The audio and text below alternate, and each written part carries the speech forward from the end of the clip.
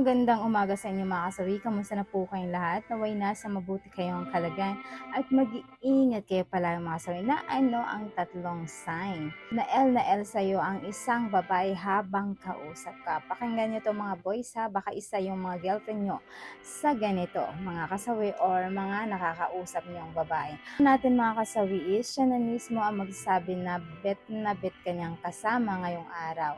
Siyempre mga kababaihan, kapag once na ito ay nahihiya, magsabi sa inyo ng diretso, gagawin niya itong pabiro pero may laman. Yung tipo ba na hindi niya lang masabi sa iyo ang tunay niyang hinahangad pero dinadaan niya lang ito sa pakikipagbiruan sa iyo para naman ikaw ay malaman mo talaga kung ano yung pakay niya sa iyo mga kasawi. Ayan lang po yung ating una na pangalawa mga kasawi is siya mismo yung magtutok ng dirty talk sa iyo. Siyempre yung tipo na lahat sasabihin niya sa'yo para ma-L ka rin sa kanya, yung tipo na nagpaparamdam siya sa'yo na talagang L na siya sa'yo mga kasawi. Kumbaga lahat gagawin niya para lang maramdaman mo na talagang L na siya sa'yo. Yung tipo na hindi man niya masabi-sabi sa'yo pero nagpapahaging siya sa mga dirty talks niya. So niya lang din mismo sasabihin niya sa'yo kapag once na talagang L na siya sa'yo mga kasawi.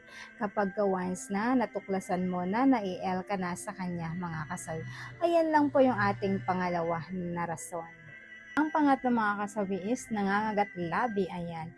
Siyempre depende yan mga boys sa mga kagat labi nila. Baka mamaya ay ayan, nangangati lang yung mga labi nila. Siyempre malalaman mo naman kapag once na yung babae ay yung motibo, yung pangangating niya ay talagang merong kumagat sa kanila or nadidikitan sila ng mga nangangati na bagay. Pero kapag wala naman talaga at eto ay kumakagat-kagat labi sa harapan ninyo na tipo bang parang may gustong ngangat-ngatin. Ayan, lalo na kapag may tipo na pang-aakit sa pangangagat niya sa inyo, hanggang L na siya sa iyo habang kinakausap mo siya mga kasawi.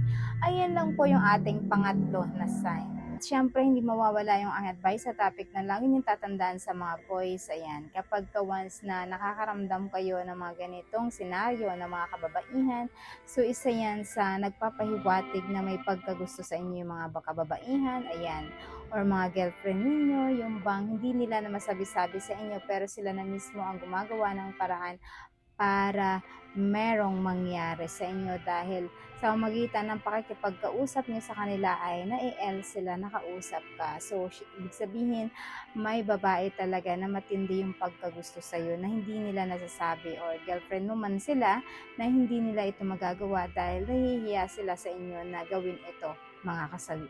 So yun lang po mga kasawi yung aking advice. Maraming salamat po sa patuloy na pagsuporta niyo sa akin sa walang sawang pag-share at pag-comment. Sa mga hindi pa po nakapag-subscribe mga kasawi, pwede kayo mag-subscribe, pwede rin kayo mag-follow para updated kayo sa topic ko araw-araw. Magandang umaga mga kasawi. Mahal kayo ng inyong advisor.